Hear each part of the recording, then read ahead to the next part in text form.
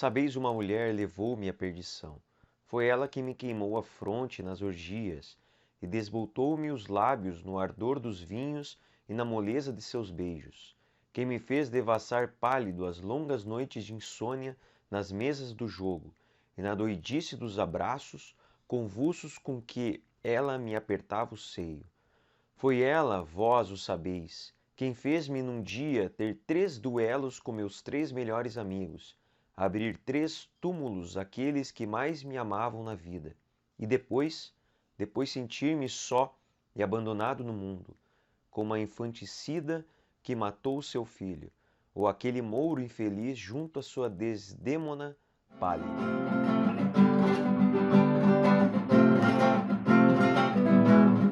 Beleza, galera? Eu sou o professor Carlos, este é o canal Prof. Carlos Muchacho. Sejam todos bem-vindos, sejam todos bem-vindos. Então hoje eu vou fazer um vídeo aqui de língua portuguesa, mas de literatura, né? Falando um pouquinho de um livro aí que faz tempo que eu não faço vídeo relacionado a livro. Estou fazendo aqui do Noite na Taverna, do Álvares de Azevedo. Aí aparece de ponta cabeça para vocês, né? Porque o vídeo fica de frente para mim. E já digo para vocês uma coisa, esta obra aqui é uma das minhas preferidas da literatura brasileira. Então, assim, além de ser da segunda geração do romantismo brasileiro, que a gente conhece popularmente, né, a gente chama de mal do século, devido a algumas questões, algumas delas eu vou comentar aqui no vídeo, ela traz alguns assuntos, assim, que muita gente fica até um pouco assustado, né? Na época, imagine, uma obra que lá do meados do século XIX, um pouco antes, né, na década de 1830, 1840, era bastante pesada para a época. Imagina, a obra fala de assassinato, incesto, aborto, canibalismo, necrofilia, orgias, drogas pesadas, as drogas mais pesadas da época. Imaginem jovens estão reunidos numa taverna, ou numa taberna, é a mesma coisa, se encontra as duas palavras no dicionário, e eles começam ali a contar histórias. A obra não deixa claro se essas histórias são reais, se são sonhos, são invenções. Então vamos falar um pouquinho dessa obra e as influências de Álvares de Azevedo. Mas antes disso, caso você goste desse vídeo, queira dar uma curtida, queira mandar para alguém, queira deixar também aí para mim sugestões de outros vídeos para que eu faça, relacionados à literatura, à língua portuguesa, língua espanhola, pode deixar aí nos comentários, beleza? Então vamos lá. Então Álvares de Azevedo, rapidamente falando um pouquinho sobre o autor, ele lá na cidade de São Paulo, ele estudou Direito na Faculdade de Direito de São Paulo. Ele já era bem ovacionado na cidade, tanto na faculdade quanto na cidade. Inclusive nessa faculdade existem placas, existem estátuas do Álvaro de Azevedo, e já na época que ele frequentava, ele já era benquisto, ele já era valorizado, já era muito conhecido, né? Porque os seus textos, por mais perversos, né, por mais violentos, por mais que tratasse de temas aí que são até hoje, né, são tabus ou então são considerados muito eróticos, muito pornográficos. Imagina na época, né, em 1840 aproximadamente, ele um jovem, né, na faixa ali dos 16, 17, 18 anos, produzindo essas obras e sendo distribuído ali entre os jovens na faculdade, né? Já era conhecido por essa obra, por essa linguagem que ele fazia. Mas já era também visto como uma coisa muito feia, ainda mais olhando de um ponto de vista mais religioso, mais conservador, né? Mais ou menos assim, já era visto de uma maneira um pouco esquisita. E o Álvares de Azevedo faz parte daquele grupo de artistas, né, que morreu muito cedo. Ele nasceu em 1832 e morreu em 1852. Ele faleceu aos 20 anos de idade e já tinha algumas produções belíssimas. E aí influenciado, claro, por grandes escritores que tinham temática muito parecida ao Álvares de Azevedo. Ele lia muito Shakespeare, lia principalmente autores como Lord Byron, né, que tem uma temática muito semelhante. Boccaccio também, Gregório de Matos no Brasil. E essa fonte que o Álvares de Azevedo, ali dele lia esses autores, ele lia muitos autores internacionais, né, principalmente que viviam na Europa, que tinham essa temática semelhante à dele. E na sua obra, não só aqui no Noite na Taverna, como em outras obras, ele traz essa influência, além da linguagem, além da temática, ele muitas vezes ele trata e traz isso para os seus textos. Eu vou ler um trechinho aqui, ó, quando ele fala: quem sou eu? Na verdade, fora difícil dizê-lo. Corri muito mundo e cada instante mudando de nome e de vida. Aí ele vai e segue algumas definições e coloca coisas como: apertei ao fogo da batalha a mão do homem do século, bebi numa taverna com bocage. O português ajoelhei-me na Itália sobre o túmulo de Dante e fui à Grécia sonhar com Byron, naquele túmulo da glória do passado. Aí ele segue mais algumas descrições, depois ele traz alguns autores como Morto por Robert. Depois ele diz Dante nas orgias de Marlove. Depois ele fala poeta louco como Werner. Então ele segue páginas e páginas e páginas fazendo referência a esses autores, né? Autores basicamente europeus que têm algumas características que ele se aprofunda e bebe nessas fontes para utilizar nas suas obras. E é interessante também pensar que na época, o pós, né, logo após a sua morte, ele sendo estudado, analisado aí por vários autores, muitos diziam que ele tinha um excesso de erudição nas suas obras. Até mesmo diziam que ele exagerava, queria trazer não só o vocabulário, mas mostrar que ele conhecia todos esses autores, todas essas suas obras. Tanto é que aqui no Noite na Taverna, ele vários trechos, ele cita diversos autores e diversas obras desses autores. E aí, segundo Machado de Assis, Machado de Assis tem um depoimento que diz que Álvares de Azevedo era genial na descrição, na imaginação, na produção dessas obras que tratavam desses contextos. No entanto, ele pecava nesse exagero na erudição. Para muita gente pode parecer cansativo. Então essa era uma crítica do Machado de Assis e alguns pensavam da mesma forma, claro. Muitos gostavam e muitos não gostavam dele por causa principalmente das questões mais pesadas, né? Principalmente para aquela época.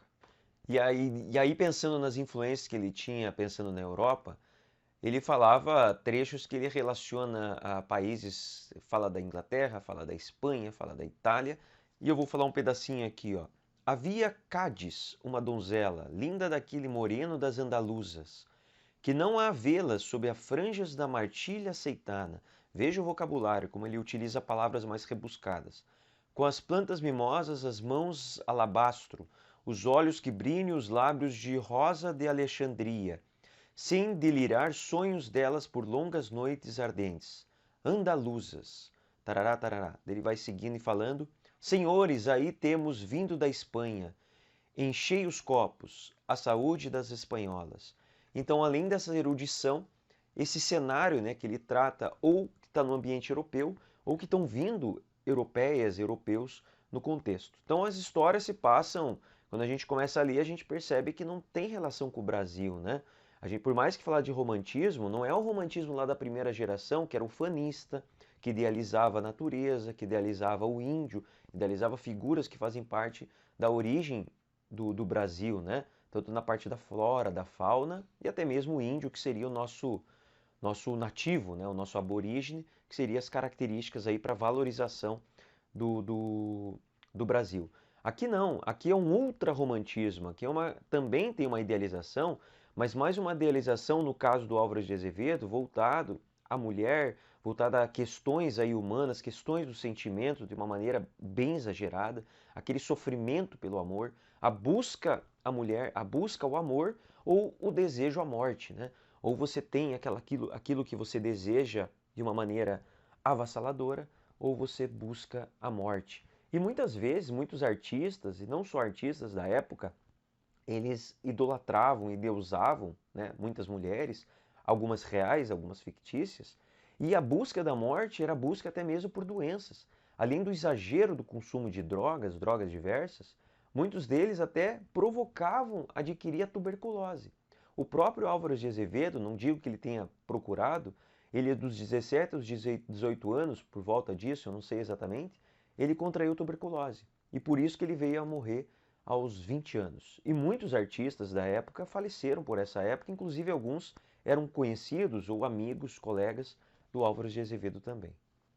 Eu estou lendo aqui alguns trechinhos, então tem umas partes de spoiler, tá? Se alguém tiver interesse em ler a obra antes de acompanhar, vou ler um trechinho aqui de um dos contos, né, mais interessantes. Então olha lá.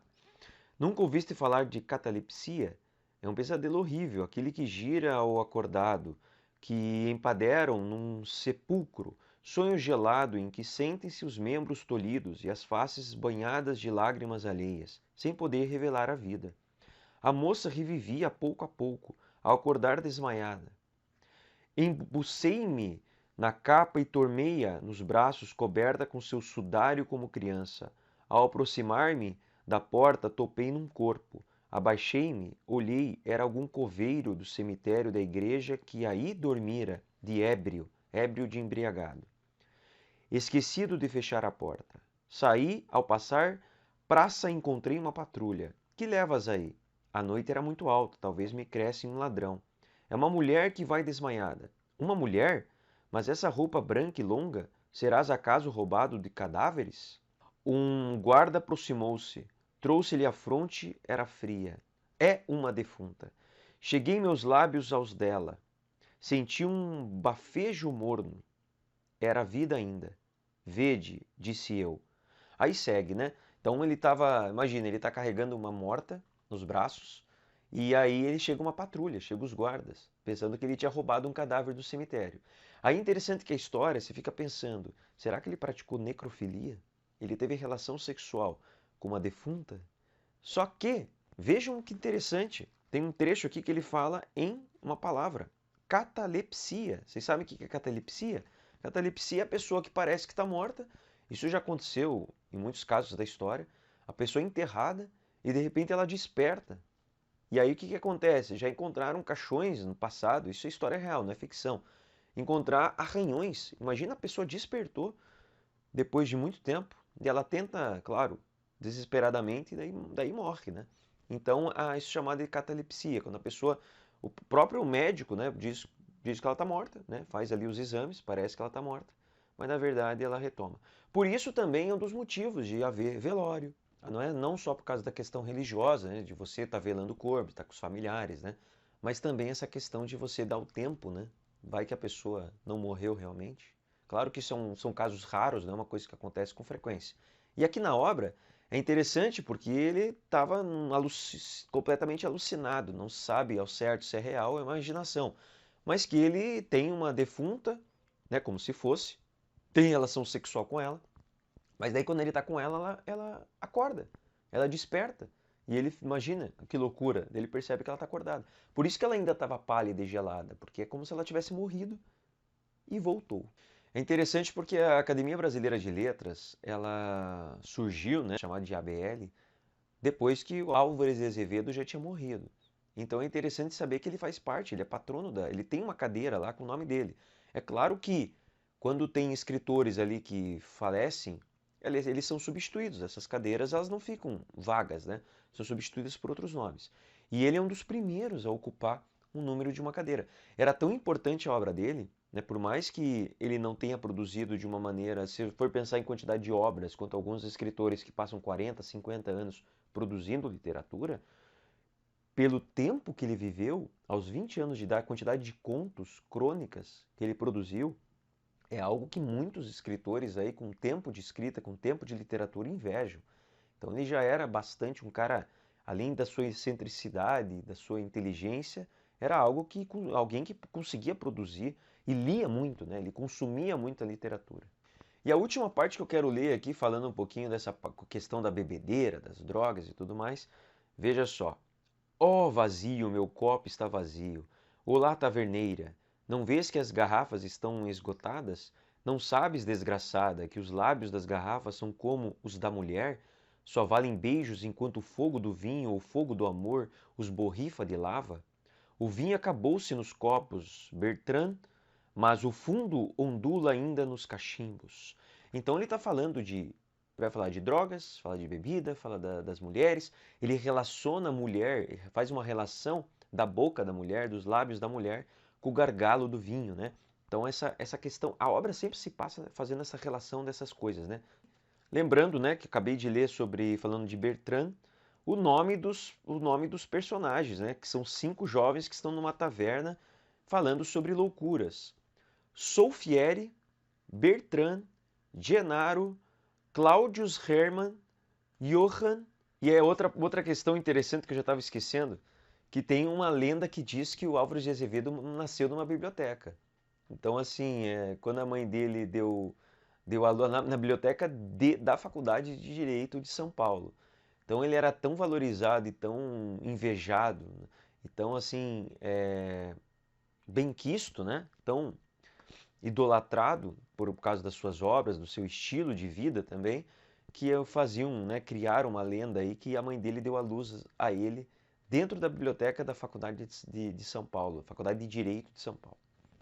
E é isso aí, galera. Se gostaram, dá uma curtida, deixa aí nos comentários, compartilhe com seus amigos. Se você já leu a obra, comenta aí para mim. Claro que eu não quis fazer algo tão extenso, então é apenas uma análise de alguns pontos relacionando a características, um pouquinho do autor, um pouquinho da obra, um trechinho aí que eu li algumas partes. Se você quiser falar de uma parte que você mais gostou, o conto que você mais gostou, o personagem que você gosta mais, se você gosta desse tipo de obra ou não. E é isso aí. Se quiser fazer perguntas, dar sugestões, e não esquece, eu tenho outras redes sociais para você me seguir lá. O TikTok, o LinkedIn, o Facebook, o Instagram. E é isso aí. Valeu, galera. Um abraço. Até mais. Tchau, tchau.